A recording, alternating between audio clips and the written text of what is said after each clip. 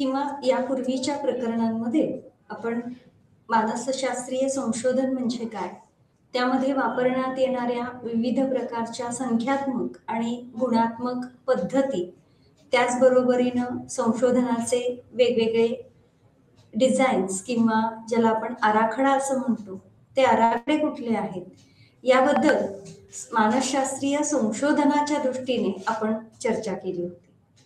आता या BPCC 105 block 4 मधल्या 10व्या प्रकरणामध्ये संशोधनाचा प्रस्ताव कसा लिहायचा आणि त्याचबरोबरीनं संशोधन अहवाल लेखन कसं करायचं याबद्दल आपण चर्चा करणार आहोत.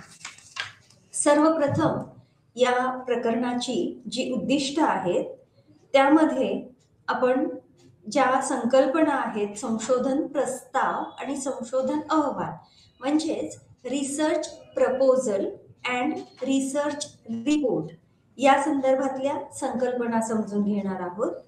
त्याचबरोबरीनं एक योग्य अशा प्रकारचा, अर्थपूर्ण अशा प्रकारचा संशोधन प्रस्ताव कसा तयार करता येतो, त्याचा हेतू काय असतो तेही आपण पाहणार आहोत. त्यानंतर हा संशोधनाचा अहवाल तयार झाल्यानंतर तो अहवाल किंवा त्या अहवाल लेखन कसं करायचं आहे, रिसर्च रिपोर्ट कसा लिहायचा आहे, त्याबद्दल विस्तृतपणे आपण या प्रकरणामध्ये चर्चा करणार आहोत. आपल्या सगळ्यांनाच माहिती आहे की आपण वेगवेगळ्या प्रकारच्या पद्धती वापरून संशोधनासाठी आवश्यक असणाऱ्या अशा काही माहिती किंवा अशा प्रकारची माहिती ही संकलित करत असतो. आणि हे सगळं करत असताना आपल्याला संशोधनाचा अर्थ आणि संशोधनाची संकल्पना, उद्दिष्ट ही माहीत असणं आवश्यक आहे.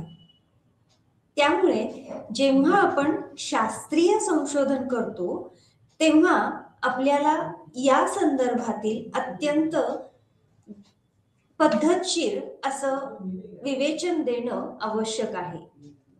त्याच्याच बरोबरीनं जेव्हा संशोधन केलं जातं कोणत्याही क्षेत्राशी संबंधित, मग ते वैद्यकीय क्षेत्र असू देत, सामाजिक क्षेत्र असू देत, मानसशास्त्रीय, अर्थशास्त्रीय किंवा फायनान्शियल म्हणजेच वित्ताशी संदर्भात असं संशोधन असू देत, या प्रत्येक संशोधनाच्या बाबतीमध्ये आपल्याला काही महत्वाच्या गोष्टी, काही महत्वाचे मुद्दे हे नोंदविणं आवश्यक आहे. आपल्याला सगळ्यांनाच माहिती आहे की संशोधनाची सुरुवात ही संशोधन समस्येपासून होते आणि हे जी संशोधनाची समस्या आहे ती समस्या आपल्याला संशोधनाचा प्रश्न मांडायला मदत करते.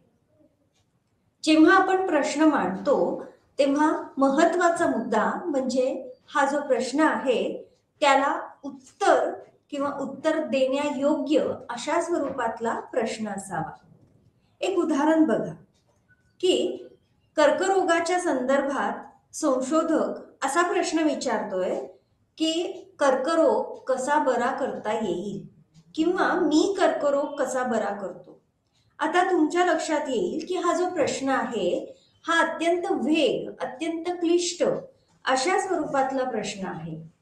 त्यामुळे जेव्हा संशोधन करायचं आहे किंवा जेव्हा अभ्यासाला सुरुवात करायची आहे तेव्हा आपल्याला मुख्यत्वे करून एक उत्तर देता येईल अशा स्वरूपामध्ये प्रश्न विचारणं, अशा स्वरूपामध्ये प्रश्न निर्माण करणं आवश्यक आहे. आत्ताच कर्करोगाच्या रुग्णांच्या संदर्भातला किंवा आजाराच्या संदर्भातला प्रश्न हा संशोधक असं मांडू शकेल की जी केमोथेरपी आहे किंवा केमो उपचार पद्धती आहे त्यामुळे कॅन्सरच्या पेशी मृत पावतात का. तिथे प्रश्नाचं उत्तर देत असताना नक्की काय केल्यामुळे काय घडू शकतं हा संबंध तिथे त्या प्रश्नामध्ये नोंदवला गेला आहे. परिणामतः एकदा का प्रश्न निर्माण झाला की संशोधकाच्या मनामध्ये त्याचं उत्तर शोधण्यासाठीची एक उत्सुकता ही निर्माण होते. आणि म्हणून या संशोधनाची उत्तर किंवा प्रश्नाचं उत्तर शोधण्यासाठी जी उत्सुकता आहे, जी क्युरिओसिटी आहे त्याच्या माध्यमातूनच आपल्या संशोधनाला सुरुवात होत असते. आणि म्हणून संशोधनाचा आणि विशेषतः मानसशास्त्रीय संशोधनाचा हेतू हा या ठिकाणी महत्वाचा आहे. मानसशास्त्र म्हटलं की मानवी वर्तन आलंच. आणि त्यामुळे मानवी वर्तनाचा बाबतीमध्ये स्पष्टीकरण मिळवण्यासाठी म्हणून विशेषतः संशोधकाला संशोधनाची गरज वाटते. बरोबर आहे. आणि त्यामुळे मानवी वर्तन म्हटलं की मानवी वर्तनामध्ये त्याच्या भावना आहेत, त्याचे विचार आहेत आणि त्यावर आधारित त्या व्यक्तीचं किंवा समूहाचं वर्तन आहे. म्हणजेच मानवी वर्तन हे एकत्रितरित्या भावना, विचार, त्याचबरोबरीनं त्या विचाराला अनुसरून आपल्या स्मृतीमध्ये साठवलेली माहिती या सगळ्यांच्या एकत्रीकरणामधून आपण मानवी वर्तन समजून घेण्याचा प्रयत्न करत असतो.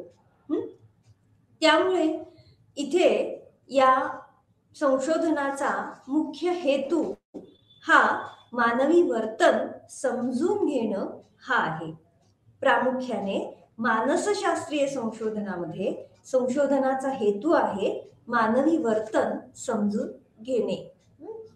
आणि मग हे मानवी वर्तन समजून घेत असताना संशोधकाजवळ विशिष्ट ज्ञान हे प्राप्त होत असतं. ते जे प्राप्त ज्ञान आहे ते ज्ञान समाज आणि विशिष्ट समूह यांच्या सुधारणेसाठी किंवा त्यांच्यासाठी उपयुक्त ठरेल अशा स्वरूपातलं हे मानवी वर्तनावर आधारित हे संशोधन असतं. त्यामुळे संशोधन करत असताना एक प्रकारची सातत्यपूर्ण अशी प्रक्रिया आहे. त्यामुळे सततच हा जो संशोधक आहे तो मानवी वर्तनाच्या संदर्भात विविध घटकांचं अभ्यास करण्यासाठी गुंतलेला दिसतो. आणि म्हणून कधीतरी आपल्याला संशोधन करत असताना असेही प्रश्न दिसतात की एकीकडे गुन्हेगारी वर्तन का घडत आहे या प्रश्नाचं उत्तर शोधत असतानाच ज्यांनी गुन्हा केला आहे त्यांचं पुनर्वसन कसं करता येईल या संदर्भात सुद्धा आपल्याला प्रश्नाचं उत्तर हे शोधता येऊ शकतं. आणि याच्या बाबतीमध्ये झिम्बार्डो यांचा तुरुंगातला संदर्भात जो प्रयोग आहे तो अत्यंत प्रसिद्ध आहे. आणि म्हणून अत्यंत स्पष्टपणे सांगायचं झाल्यास जेव्हा आपण मानसशास्त्रीय संशोधन करतो तेव्हा त्यामध्ये मापन केलं जातं, विशिष्ट वर्तनाचं मापन केलं जातं, त्या वर्तनाचं वर्णन केलं जातं आणि त्याच्याच बरोबरीनं ते जे मानवी वर्तन आहे त्याचं वर्गीकरण सुद्धा या मानसशास्त्रीय संशोधनामध्ये केलं जातं. आणि म्हणून या संशोधनाच्या माध्यमातून सामान्य आणि अपसामान्य याच्यामध्ये फरक देखील करता येतो. म्हणजेच नॉर्मल आणि ॲबनॉर्मल वर्तन म्हणजे काय या दोन्हीमध्ये फरक देखील या संशोधनाच्या माध्यमातून करता येऊ शकतो. परिणामतः जेव्हा एखादा अभिरुचीदर्शक किंवा अत्यंत इंटरेस्टिंग अशा स्वरूपातला टॉपिक किंवा संशोधनासाठी विषय हा निवडला जातो तो विशिष्ट समूहामध्ये विशिष्ट ग्रुपमध्ये त्याचं वर्गीकरण केलं जातं आणि त्यामुळे आपल्याला निदान करता येऊ शकतं.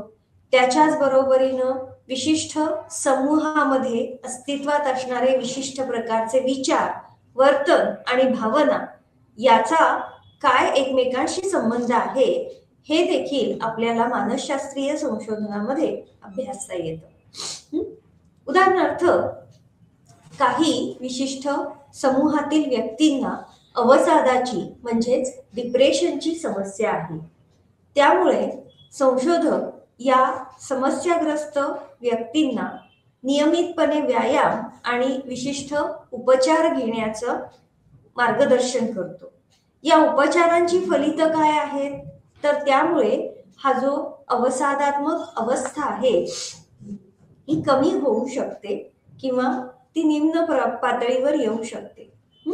आणि त्यामुळे संशोधन करत असताना समाजाची, विशिष्ट समूहाची समस्येची सोडवणूक कशी होईल या दृष्टीने संशोधक हा प्रयत्नशील असतो. आणि म्हणून मानसशास्त्रीय संशोधनाचा मुख्य हेतू हा पुन्हा मानवी वर्तन समजून घेणं आणि मानव आणि समाज यांच्या कल्याणासाठी योग्य दिशा दर्शविणं हा निश्चितपणे असू शकतो. आता जेव्हा आपण संशोधनाचा प्रस्ताव तयार करायला सुरुवात करतो, संशोधन प्रस्ताव करत असतो, तेव्हा मुख्यत्वे करून आपली संशोधनाची उद्दिष्ट ही निश्चित झालेली असतात आणि त्यामुळे जी विशिष्ट समस्या आहे त्या समस्येला अनुसरून कोणती पद्धत संशोधन करत असताना वापरण्यात येणार आहे याला अनुसरून संशोधनाची उद्दिष्टे ठरवली जातात. आणि म्हणून संशोधनाचा जो आराखडा तयार केला जातोय किंवा ज्या पद्धतीने संशोधन प्रक्रिया ही राबवली जाणार आहे त्यासाठी काही विशिष्ट प्रकारची समस्या लक्षात घेऊन त्याला अनुसरून योग्य मार्गदर्शकांच्या मदतीने सगळ्यात महत्वाचं म्हणजे त्या संशोधन समस्येला अनुसरून यापूर्वी झालेली जी संशोधनं आहेत त्याबद्दल एक आढावा घेतला जातो, ज्याला रिसर्च रिव्ह्यू असंही म्हणतात. आणि त्या आढाव्याच्या मदतीने आपल्या संशोधनासाठी आवश्यक असणारा एक योग्य अचूक असा एक आराखडा तयार केला जातो. आता इथे दोन शब्द वापरले, आढावा आणि आराखडा. आढावा म्हणजे यापूर्वी झालेल्या संशोधनांचा मागोवा घेतला जातो, रिव्ह्यू केला जातो आणि त्याच्याच बरोबरीनं सद्यस्थितीमध्ये जे संशोधन करायचं आहे त्याचा एक लेआउट, एक आराखडा तयार केला जातो आणि त्या माध्यमातून संशोधनाचा प्रस्ताव हा तयार होतो. हा प्रस्ताव म्हणजे संशोधन कुठल्या पद्धतीने, कुठली साधनं वापरून, कुठला आराखडा वापरून केलं जाणार आहे याचा अत्यंत सखोल अशा स्वरूपामध्ये केलेलं वर्णन. आणि त्यामुळे शैक्षणिक क्षेत्रामध्ये जेव्हा अशा स्वरूपातलं संशोधन केलं जातं, प्रामुख्याने मानसशास्त्रीय संशोधनाच्या बाबतीमध्ये त्या संशोधनामधून काय फलित मिळणार आहेत किंवा संशोधन पूर्ण झाल्यानंतर काय उपलब्धी असतील हे निश्चितपणे तिथे नमूद केलेलं असतं. आणि म्हणून जेव्हा संशोधन केलं जातं किंवा संशोधनाचा प्रस्ताव केला जातो तेव्हा त्या प्रस्तावामध्ये आपल्या संशोधनाचं महत्व काय आहे हे महत्व लोकांपर्यंत पोहोचवणं, ते महत्व लोकांना पटविणं हा हेतू तिथे महत्वाचा आहे. आणि म्हणून ते पटवत असताना संशोधक जो आहे तो सक्षम असणं निश्चितपणे गरजेचं आहे. त्याच्यामध्ये हा प्रस्ताव लेखन करण्याबरोबरच त्या प्रस्तावामध्ये कोणत्या प्रक्रियेद्वारे संशोधन केलं जाणार आहे आणि त्याच्याच बरोबरीनं जे वाचक आहेत त्या वाचकासमोर त्याबाबतचं संपूर्ण सखोल अशी माहिती ही तिथे दिलेली असते. आणि म्हणून जेव्हा काही विशिष्ट पद्धतीने संशोधन केलं जातं तेव्हा त्या संशोधनाच्या प्रस्तावामध्ये महत्वाचं म्हणजे प्रस्तावामध्ये काही प्रश्नांची उत्तरं ही तिथे मिळाली पाहिजेत. ते प्रश्न कुठले असतील तर काय म्हणजेच व्हॉट, व्हाय आणि त्याच्याच बरोबरीनं हाऊ.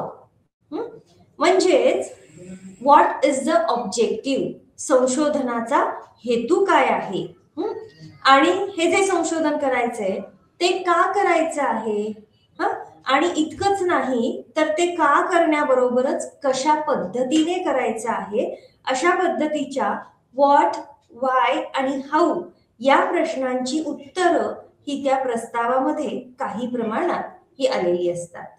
जेव्हा आपण प्रस्ताव तयार करतो तेव्हा आपल्याला प्रस्तावासाठी लागणारा जो वेळ आहे तो वेळ आणि त्याच्याच बरोबरीनं किती प्रमाणामध्ये त्या एकूण संशोधनासाठी श्रम लागणार आहेत या दोन्ही गोष्टी महत्वाच्या ठरतात.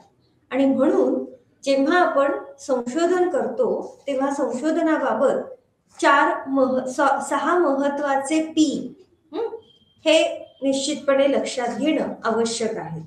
या पी मध्ये पहिला पी जो आहे तो म्हणजे प्रोजेक्ट किंवा जो काही प्रकल्प हाती घेणार आहोत.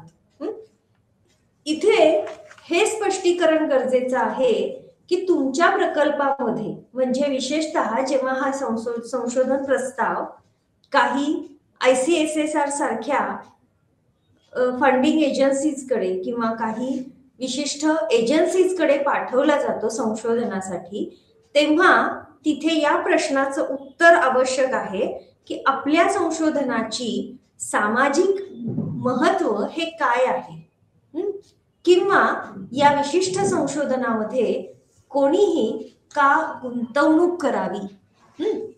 आणि त्यामुळे प्रोजेक्ट बद्दल, एखाद्या प्रकल्पाबद्दल, एखाद्या संशोधनाबद्दल जेव्हा आपण विचार करतो तेव्हा पहिला प्रश्न, why should anybody invest in your project, या प्रश्नाचं उत्तर हे संशोधकाजवळ असणं गरजेचं आहे.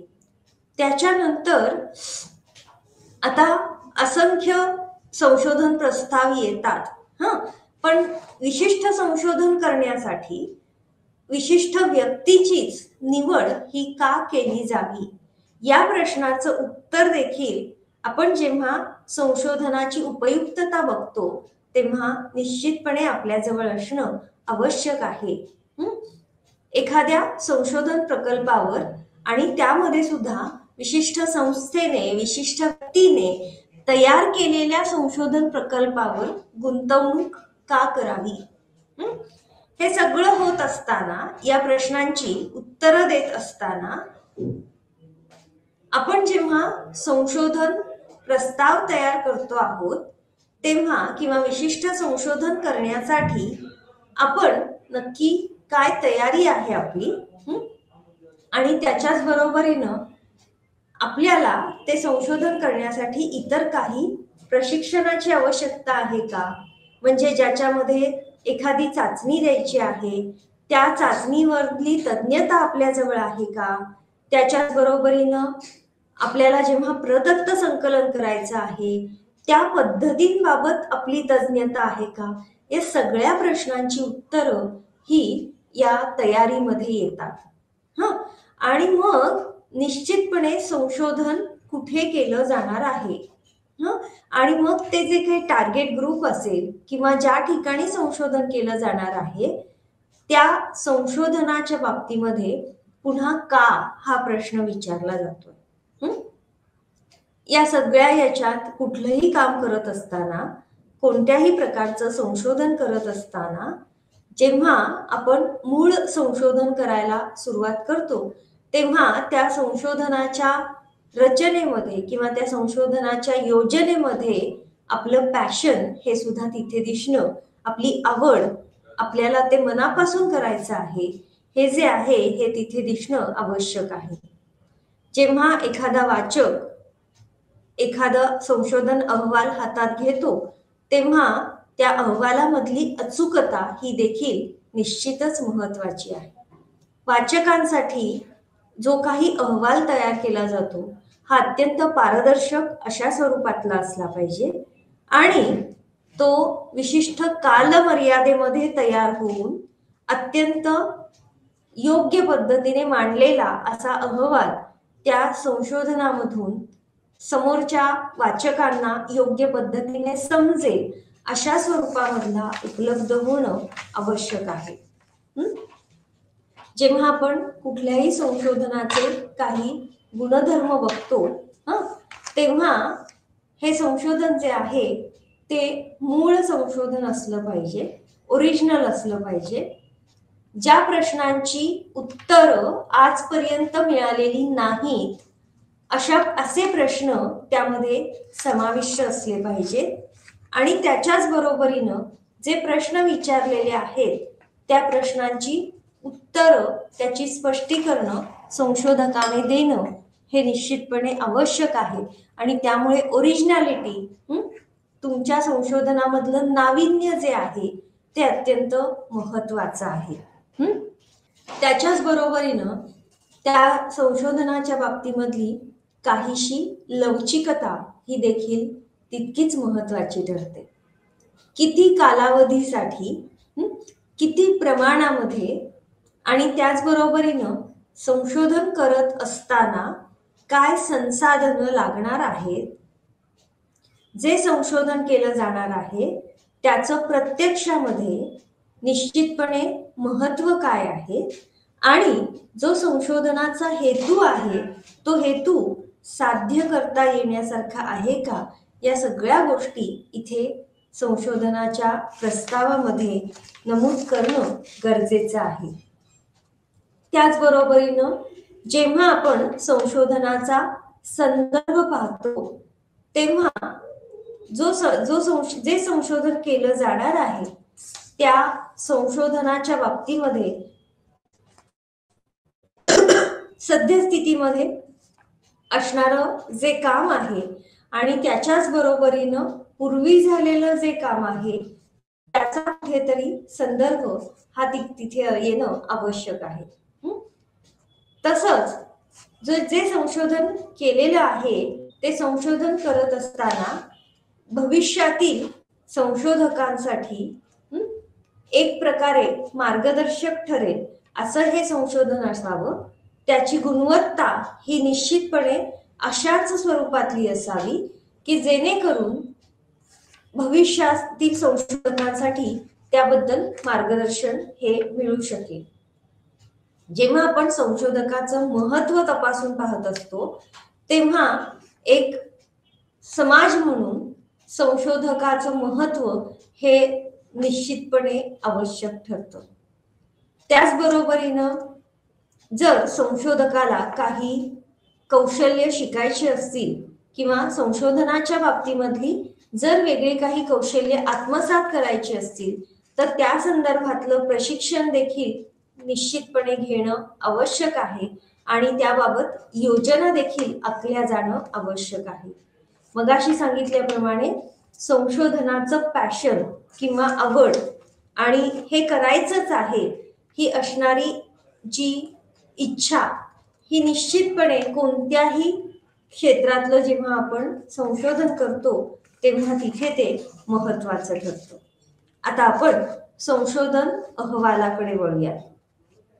या संशोधन अहवालामध्ये सर्वात महत्वाचं म्हणजे जेव्हा आपण संशोधनाच्या बाबतीमध्ये एक योग्य असं डॉक्युमेंट किंवा योग्य प्रकारचा लेखाजोखा असा एक विशिष्ट अहवाल हा आपल्याजवळ तयार होतो तेव्हा संशोधनाचं हेतूला अनुसरून विशिष्ट संशोधनाची उपयुक्तता ही तिथे निश्चितपणे महत्वाची ठरते.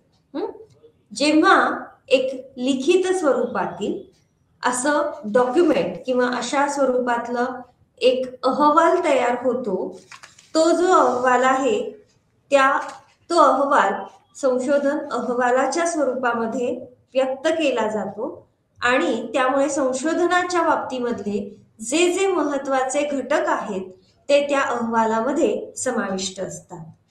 थोडक्यात काय आहे तर संशोधकाने केलेलं काम इतरांसमोर पोहोचविण्याचं ते एक माध्यम आहे. आणि त्यामुळे हे जे माध्यम आहे ते इतरांसमोर पोहोचत असतानाच भविष्यकालीन संशोधनाची एक प्रकारची दिशा देखील या लिखित अहवालाच्या माध्यमातून मिळू शकते. अनेक प्रकारच्या संशोधनांमध्ये असं लक्षात येतं अत्यंत निम्न स्वरूपातील सादरीकरणाचा दर्जा असल्यामुळे निश्चितपणे संशोधकाला काय म्हणायचं आहे, संशोधनामधून मिळालेले फलित काय आहे हे समोरच्यांपर्यंत पोहोचतच नाहीत. म्हणजे असं म्हणता येईल की संशोधन अहवाल लेखन करणं प्रकारची कलाच आहे. आणि त्यामुळे संशोधकाजवळ हा अहवाल तयार करत असताना अत्यंत सखोल असं ज्ञान, त्याच्याच बरोबर योग्य प्रकारची सर्जनशीलता, स्वतःचे अनुभव, स्वतःची तज्ञता चांगल्या प्रकारे वापरता यावी अशा स्वरूपामध्ये संशोधकाजवळ ज्ञान असणं आवश्यक आहे. कदाचित असंही होऊ शकतं की जो अहवाल तयार केला जातो आहे तो तज्ञता नसेल, संशोधकाजवळ योग्य ज्ञान नसेल, तर कदाचित हे प्रकरण एकूणच वेळखाऊ देखील ठरू शकतं. आणि म्हणून संशोधन करत असताना किंवा संशोधनाचा अहवाल लेखन करत असताना त्या संशोधन अहवालाची रचना ही अर्थात एक काही विशिष्ट असा फॉर्मॅट हा नाही. आपण कोणत्या समस्येला अनुसरून, कोणत्या घटकांना अनुसरून संशोधन करतो आहोत त्यानुसार आपल्या संशोधन अहवालाची रचना ही निश्चित होऊ शकते. थोडक्यात जेव्हा या संशोधन अहवालाचं एक विशिष्ट फॉर्मॅट असू शकतो तेव्हा आपण निवडलेल्या विषयाचं योग्य प्रकारचं संप्रेषण हे समोरच्यापर्यंत होऊ शकतं आणि त्यामुळे हा जो अहवाल लिहिला जातो तो अत्यंत पद्धतशीररित्या, अत्यंत आकर्षक पद्धतीने त्या नोंदी करणं गरजेचं ठरतं. आणि म्हणून इथे एक नमुना म्हणून संशोधन अहवाल कसा लिहावा याच्या बाबतीमध्ये काही महत्वाचे मुद्दे हे सांगितलेले आहेत. त्याच्या पहिल्या भागामध्ये आपल्याला इथे दिसतंय की तुमचं मुखपृष्ठ किंवा कव्हर पेज आहे. त्यानंतर दुसरं म्हणजे पहिला भाग मुखपृष्ठ, त्यानंतर आपलं शीर्षकाचं पान आहे. त्याच्याच बरोबरीनं तिथे आपल्याला स्टेटमेंट म्हणजे समस्या विधान नमूद करणं गरजेचं आहे. त्यानंतर आपल्या अहवालामध्ये काय काय असणार आहे याचा एक अनुक्रमणिका किंवा थोडक्यामध्ये कंटेंटचं पान तिथे येईल. या अनुक्रमणिकेमध्ये कुठल्या पानावर आपण संशोधनाबाबतच्या प्रस्तावनेचा उल्लेख केलेला आहे, कुठे संशोधनाचा आढावा आहे, त्याचबरोबरीनं पद्धती कुठल्या पानावर आहे, हे सगळं या कंटेंटच्या म्हणजेच अनुक्रमणिकेच्या पानावर येऊ शकतं. त्यानंतर आपल्याजवळ असणारे जो इंडेक्स आहे त्याला अनुसरून आपण कोणाचं ऋणनिर्देश करायचा असेल, म्हणजे ज्यांनी ज्यांनी आपल्या संशोधनासाठी सहकार्य दिलेलं आहे, ज्यांच्यामुळे आपण हे संशोधन पूर्ण करू शकलो, असं एक्नॉलेजमेंट म्हणजे ऋणनिर्देश तिथे नमूद केला जातो.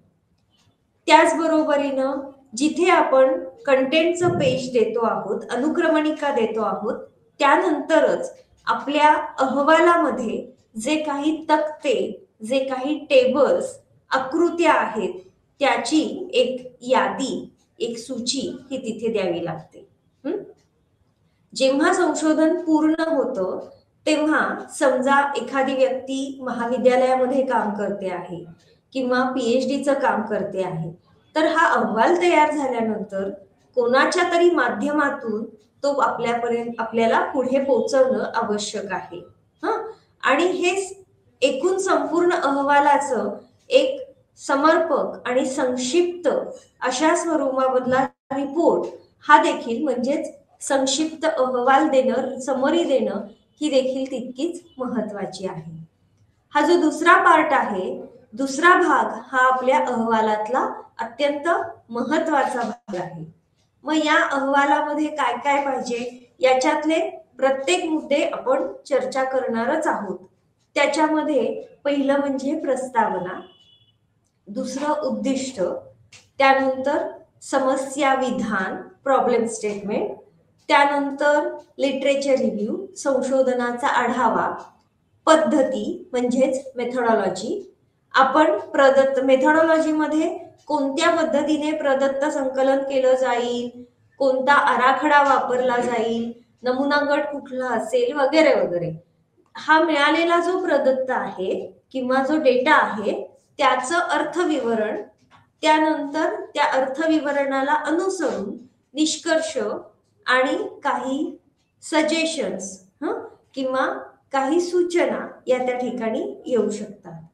आपलं संशोधन जे आहे त्या संशोधनाच्या बाबतीमध्ये काही मर्यादा जर असतील त्या मर्यादा देखील तिथे नमूद केल्या जातात.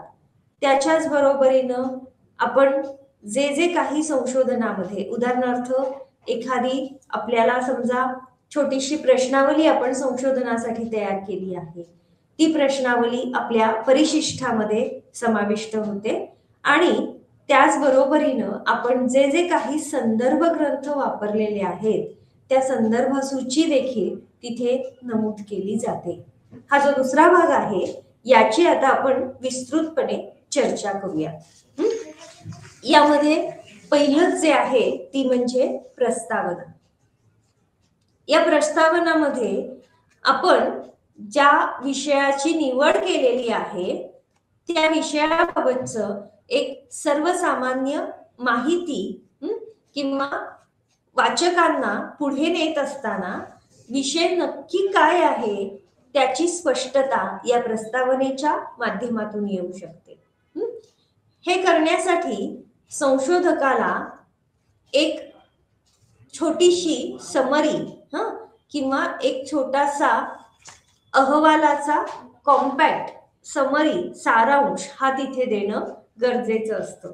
या सारांश मधूनच आपल्या संपूर्ण अहवालामध्ये काय असू शकेल हे तिथे कळू शकतं.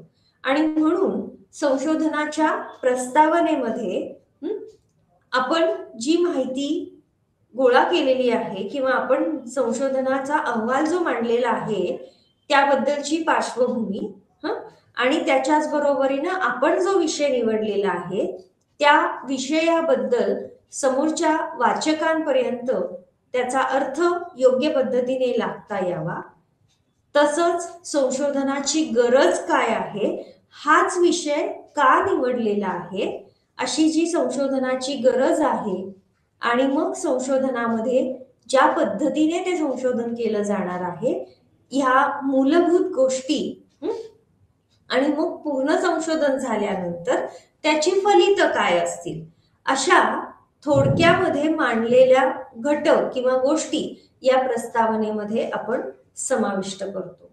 म्हणजेच प्रस्तावना लिहित असताना काही महत्वाचे प्रश्न हे उत्तरित किंवा प्रश्नांची उत्तरं द्यायची असं गृहीत धरलं जातं आणि त्यामुळे आपण जो अहवाल तयार करत आहोत त्या अहवालामध्ये निश्चितपणे कशाच्या बाबतीमध्ये माहिती दिलेली आहे, त्याचबरोबरीनं त्या विशिष्ट विषयाचं इन्व्हेस्टिगेशन किंवा तो विशिष्ट विषय आपण का निवडला आहे, त्याची गरज काय आहे या प्रश्नाचं उत्तर देखील तिथे मिळू शकतं. तसंच अभ्यास करण्यापूर्वी किंवा आपण त्या विषयावर अभ्यास करण्यापूर्वी आपल्याला त्याबाबत काय माहिती होती, त्या संदर्भात काय नॉलेज होतं, तसंच आपण ज्या पद्धतीने सद्यस्थितीमध्ये संशोधन करणार आहोत त्या संशोधनाच्या माध्यमातून समस्या समजून घेण्यासाठी काय महत्व राहील किंवा आपल्या संशोधनाची समस्येचं उत्तर देण्यामधली भूमिका काय असेल, या सगळ्या प्रश्नांची उत्तरं देण्यासाठी प्रस्तावना हा भाग अत्यंत महत्वाचा आहे. आणि त्यामुळे एक चांगलं संशोधन आणि चांगल्या संशोधनाची प्रस्तावना असं जेव्हा आपण म्हणतो तेव्हा रेज असं म्हणतात की कशाला म्हणायचं की चांगली प्रस्तावना चांगली लिहिली गेलेली आहे. त्यामध्ये सगळ्यात महत्वाचं म्हणजे यापूर्वी झालेल्या संशोधनाच्या बाबतीमध्ये जो सारांश मांडला गेलेला आहे तो अत्यंत समर्पक, अत्यंत योग्य पद्धतीने मांडलेला असावा.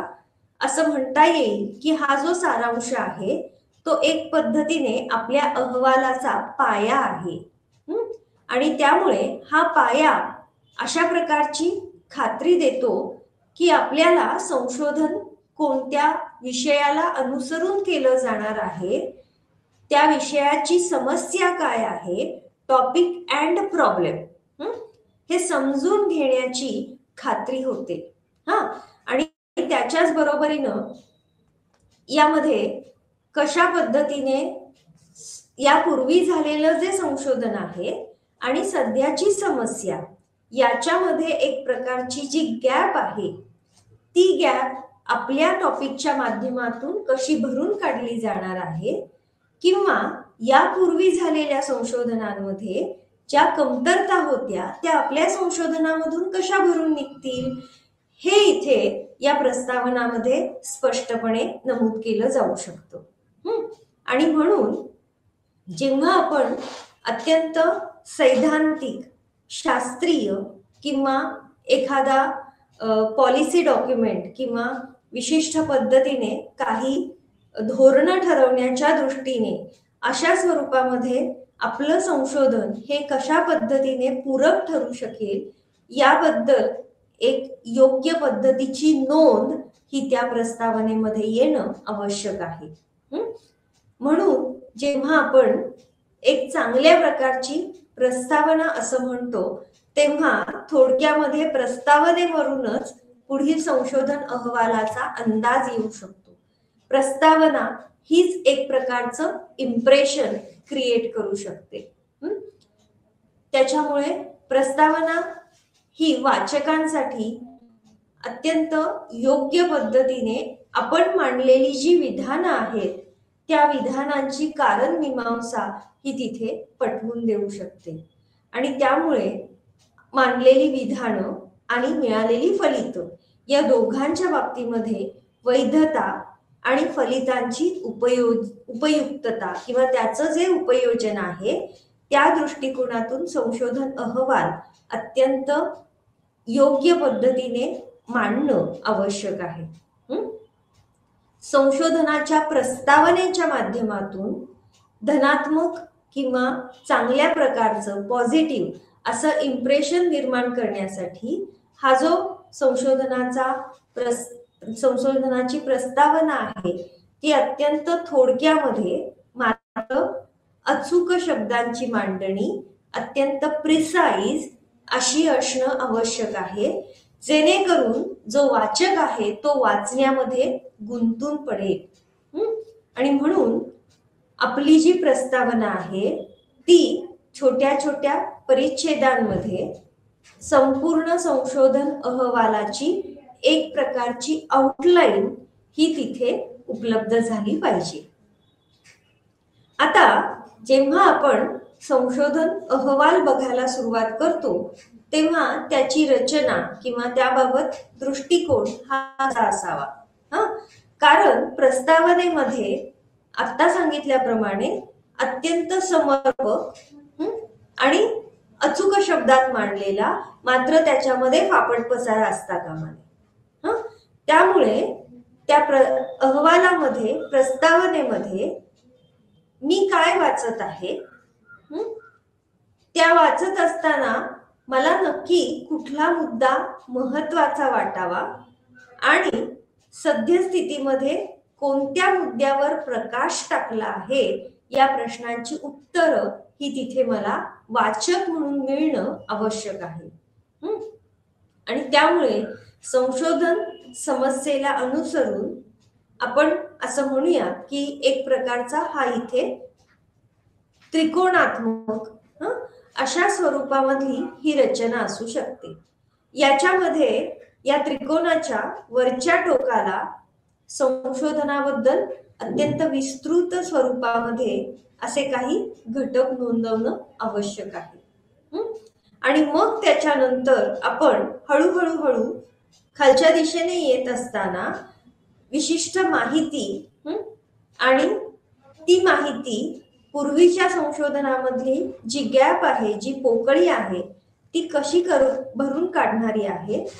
आणि मग शेवटी आपण त्यानंतर आपल्या संशोधनाच्या मुख्य समस्येपर्यंत येऊन पोहोचतो की जेणेकरून सुरुवात ही संशोधनाच्या बाबतीमधली विशिष्ट माहिती आणि त्यानंतर आपण शेवटाकडे येतो तिथे त्या मुख्य समस्येपर्यंत पोहोचतो.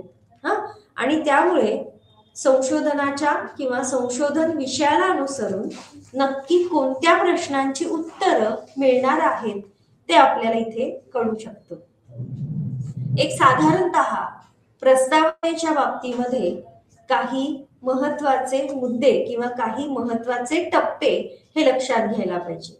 एकतर आपल्या संशोधनाची व्याप्ती काय आहे आणि ती व्याप्ती लक्षात घेत असताना संशोधन विषयाला अनुसरून काही सर्वसामान्य घटक आणि त्याचबरोबरीनं त्या संशोधनाची एक रचना, त्याची एक चौकट ही तिथे त्या विषयाला अनुसरून प्राप्त होते.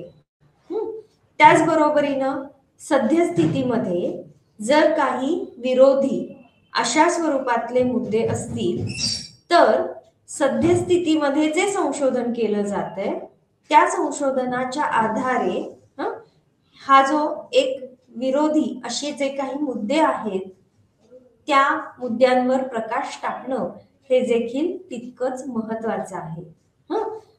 म्हणजेच एक शास्त्र म्हणून संशोधनाचा विचार करताना ज्या काही मर्यादा यापूर्वी जाणवल्या आहेत त्या देखील लक्षात घेणं आवश्यक ठरतं.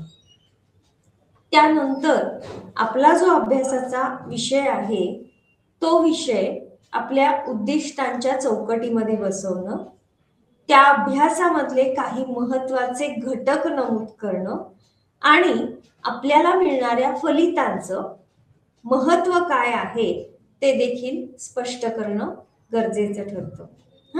आणि त्यामुळे संशोधन रचना, संशोधन अहवालाची रचना ही निश्चितपणे आवश्यक ठरते. त्यानंतर महत्वाचा असा दुसरा घटक आणि तो म्हणजे संशोधनाचा किंवा अभ्यासाचा हेतू.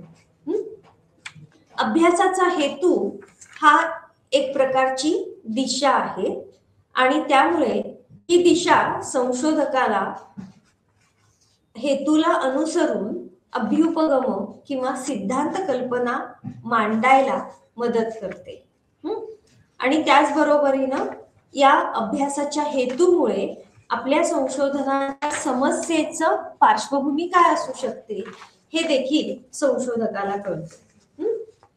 याच्यामध्ये आता शब्द वापरला अभ्युपगम, परिकल्पना, सिद्धांत कल्पना म्हणजेच हायपोथेसिस. यापूर्वी देखील आपण परिकल्पना म्हणजे काय हे पाहिलेलं आहे. या परिकल्पनेमध्ये आपली जी समस्या आहे त्या समस्येला अनुसरून संशोधनाची जी फलितं मिळणार आहेत त्या फलितांबद्दल तात्पुरत्या स्वरूपातलं केलेलं असं विधान आहे. आणि मग या विधानाला अनुसरून जो काही प्रदत्त जे गोळा करायचा आहे, प्रदत्त विश्लेषण जे करायचं आहे आणि पुन्हा आपली परिकल्पना तपासून पाहिजे आहे. आणि म्हणून संशोधनाच्या बाबतीमध्ये आपण जेव्हा काही ज्ञानावर आधारित विशिष्ट ज्ञानामध्ये माहिती अधिक समाविष्ट करण्याचा प्रयत्न करू शकतो आणि त्याच्याच बरोबरीनं समस्या किंवा समस्या ही पूर्णतः नाहीशी देखील करू शकतो. या दृष्टिकोनातून संशोधनाचा हेतू हा महत्वाचा ठरतो. आपण जेव्हा प्राथमिक पातळीवर किंवा प्राथमिक पद्धतीने प्रदत्त संकलन करतो तेव्हा आपल्याला दुय्यम प्रदत्त घेणं, सेकंडरी डेटा घेणं हे देखील समस्या विधान स्पष्ट करत असताना आवश्यक ठरतं. आणि म्हणून त्यामध्ये जो आढावा घेतला जातो तो महत्वाचा आहे. त्यानंतर सिग्निफिकन्स ऑफ द स्टडी, की ज्यामध्ये संशोधनाचं महत्व, या संशोधनाचं महत्व नमूद करत असताना आपल्याला तर माहितीच आहे की जेव्हा आपण संशोधन, रिसर्च असा शब्द वापरतो तेव्हा तो शब्द दोन भागांमध्ये विभागलेला आहे. एक म्हणजे री आणि दुसरं म्हणजे सर्च, म्हणजे पुन्हा शोध घेणे. आणि त्यामुळे यापूर्वी जी संशोधनं झालेली आहेत यापूर्वी जे अभ्यास झालेले आहेत त्या अभ्यासांच्या बाबतीमध्ये ते अभ्यास आता पूर्णतः नव्या पद्धतीने मांडणं, जे काही सिद्धांत मांडले गेलेले आहेत ते सिद्धांत पुन्हा तपासणं हा देखील संशोधनाचा हेतू असू शकतो. आणि त्यामुळे संशोधक हा पूर्वी झालेल्या संशोधनांचा, पूर्वी झालेल्या विषयांचा संदर्भ घेतो आणि त्या माध्यमातून त्याने मांडलेला विषय हा पूर्वीच्या संशोधनापेक्षा कसा वेगळा आहे हे देखील स्पष्ट करण्याचा प्रयत्न करतो. आणि म्हणून जेव्हा समस्या विधान मांडलं जातं ते समस्या विधान विशिष्ट समस्येबाबत किंवा विशिष्ट संशोधनाच्या टॉपिकनुसार, संशोधनाच्या विषयानुसार कसं वेगळं आहे हे संशोधक मांडत असतो. आणि त्यामुळे संशोधन करत असताना वापरली जाणारी पद्धत, वापरलं जाणारं साधन, पद्धती, आराखडा या सगळ्या गोष्टी त्या विषयावर झालेल्या पूर्वीच्या संशोधनाच्या तुलनेने वेगळ्या असू शकतात. आणि म्हणून संशोधन विधानामध्ये किंवा समस्या विधानामध्ये या संदर्भातलं स्पष्टीकरण येणं गरजेचं आहे. आपला संशोधनाचा विषय हा बहुतांश वेळा, मी शब्द वापरते बहुतांश वेळा, अनेकदा हा यापूर्वीच्या संशोधनावर आधारित असतो. आणि म्हणून संशोधनाचा अहवाल लेखन करत असताना संशोधन आढावा, लिटरेचर रिव्ह्यू किंवा रिव्ह्यू ऑफ लिटरेचर हा भाग अत्यंतिक महत्वाचा ठरतो. कारण आपल्याला माहितीये की संशोधन ही सातत्याने चालणारी प्रक्रिया आहे आणि त्यामुळे आपल्याला आपल्या विषयाला अनुसरून पूर्वी जे संशोधन झालेलं आहे त्या संशोधनाला बाजूला काढणं, ते संशोधन नाकारणं हे शक्यच नाहीये. बरोबर आहे. आणि म्हणून आपलं जे काम आहे त्या कामाची सुरुवात ही पूर्वी प्रकाशित किंवा अप्रकाशित असणाऱ्या साहित्यातून सुरू होते. आणि त्यामुळे हे जे साहित्य आहे किंवा हा जो संशोधनाचा आढावा आहे तो आपल्याला आपल्या पुढील संशोधनासाठी मार्गदर्शकासारखं काम करत असतो. आणि म्हणून अशी माहिती की जी यापूर्वी अभ्यासली गेलेली आहे त्याबाबत संशोधकाला निश्चितपणे काम करावं लागतं. त्याच्यामध्ये काय काय आवश्यक आहे की यापूर्वी माझ्या विषयाला अनुसरून कोणी संशोधन केलेलं आहे, त्या संशोधनाचं शीर्षक काय होतं, म्हणजे टायटल काय होतं, ते संशोधन कुठे प्रकाशित झालेलं आहे, म्हणजेच पब्लिशर कोण आहे, मग तर एखादं जर्नल असू शकेल किंवा एखादं पुस्तक असू शकेल, एखादं नियतकालिक असू शकेल, अगदी वर्तमानपत्रामध्ये देखील असं प्रकाशन हे झालेलं असू शकतं. त्याचबरोबरीनं विशिष्ट प्रकाशन हे किती सालचं आहे. प्रामुख्याने मानसशास्त्रीय संशोधनाच्या बाबतीमध्ये जरी आपण खूप पूर्वीचे असे संदर्भ घेत असलो, खूप पूर्वी झालेल्या संशोधनाचा आढावा घेत असलो तरी सुद्धा काही घटकांच्या बाबतीमध्ये अलीकडील कालावधीमध्ये म्हणजे साधारण गेल्या 10 ते 15 वर्षांमध्ये आपल्या विषयाला अनुसरून काय काय संशोधनं झालेली आहेत त्याचा आढावा घेणं अत्यंत महत्वाचं आहे. त्याचबरोबरीनं यापूर्वी झालेल्या संशोधनामध्ये हेतू काय होता आणि त्या संशोधनामध्ये काय निष्कर्ष काढले होते या गोष्टी आपल्याला या लिटरेचर रिव्ह्यू किंवा संशोधन आढाव्यामध्ये बघाव्या लागतात. यामुळे काय होतं तर आपण जो संशोधनासाठी विषय घेतलेला आहे आणि पूर्वी झालेलं जे संशोधन आहे त्यामध्ये काय फरक आहे हे आपल्याला निश्चितपणे कळू शकतं. आणि म्हणून संशोधक जो आहे तो सद्यस्थितीमध्ये वाचकांना हे स्पष्ट करू शकला पाहिजे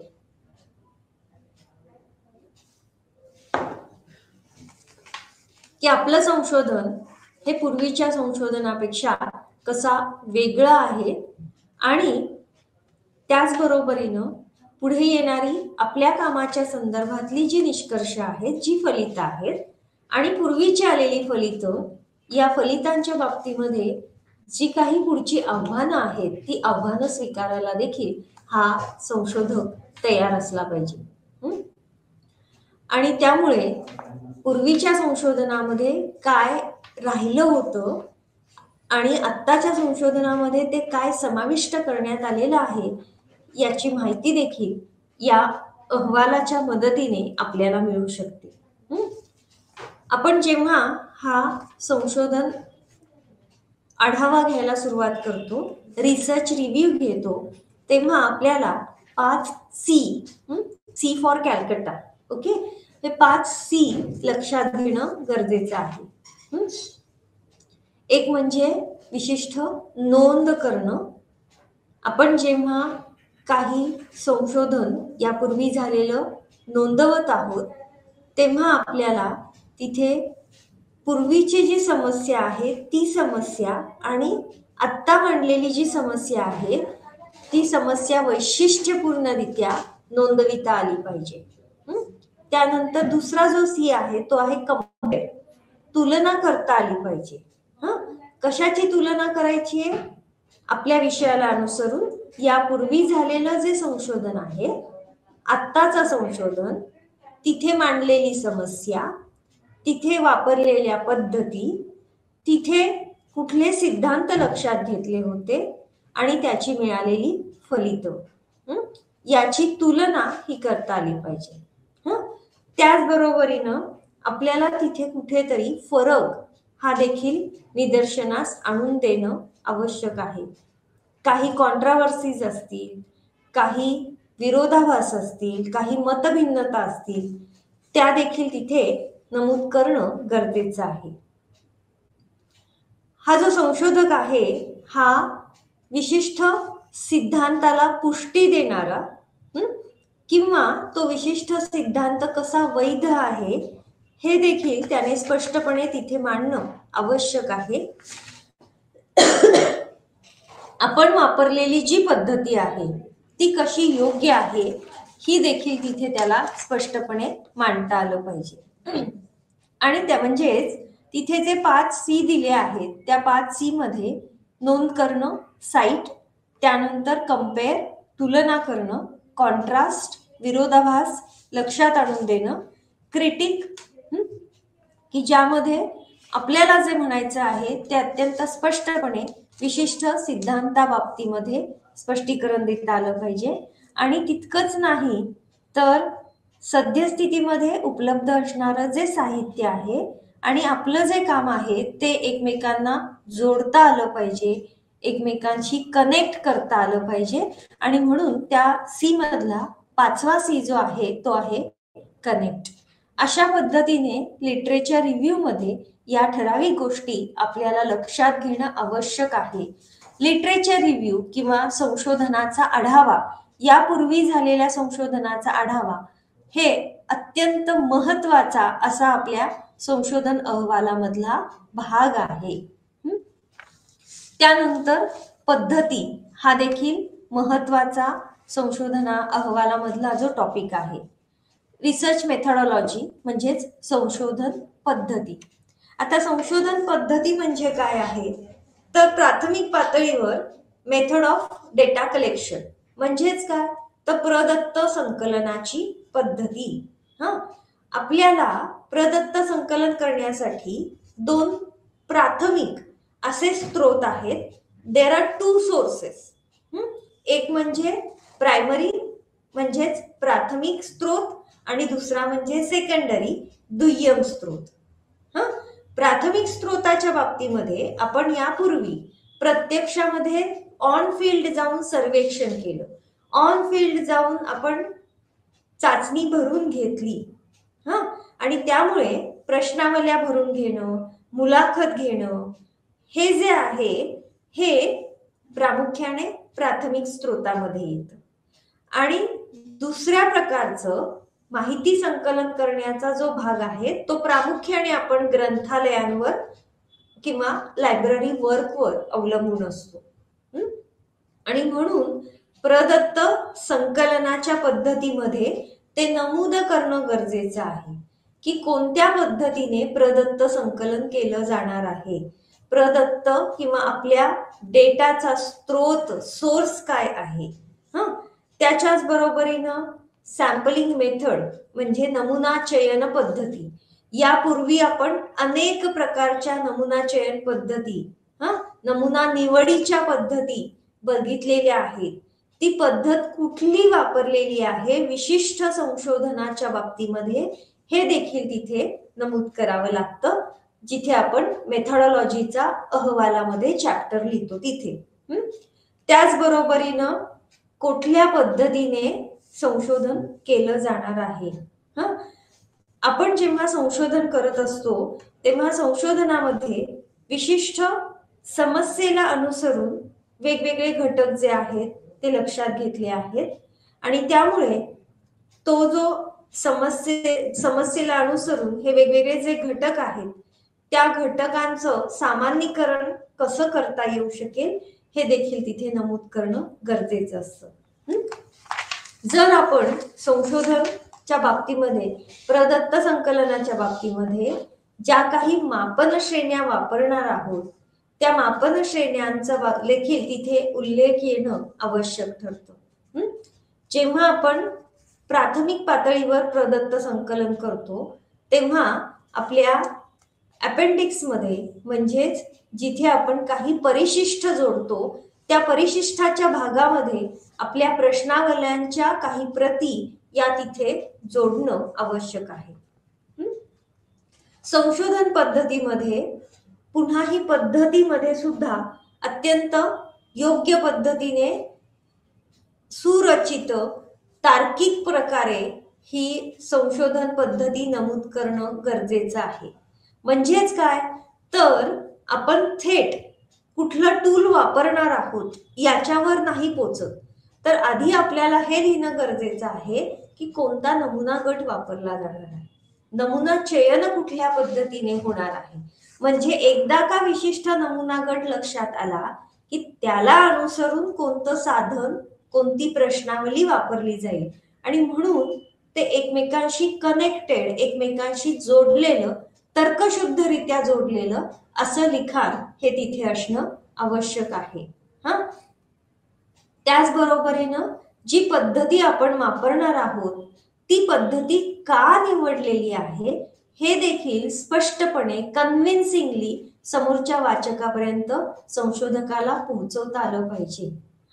आणि या सगळ्यातून नक्की फलित कशी मिळू शकतील, अचूक फलित कशी मिळू शकतील हे देखील तिथे नमूद करता आलं पाहिजे. अशा पद्धतीने संशोधन अहवालामधला पार्ट 2 मधला जो मुख्य अहवाल आहे त्याच्यामधलं आता सद्यस्थितीमध्ये आपण फक्त मेथॉडॉलॉजीवर बोलत आहोत, संशोधन पद्धतीवर बोलत आहोत.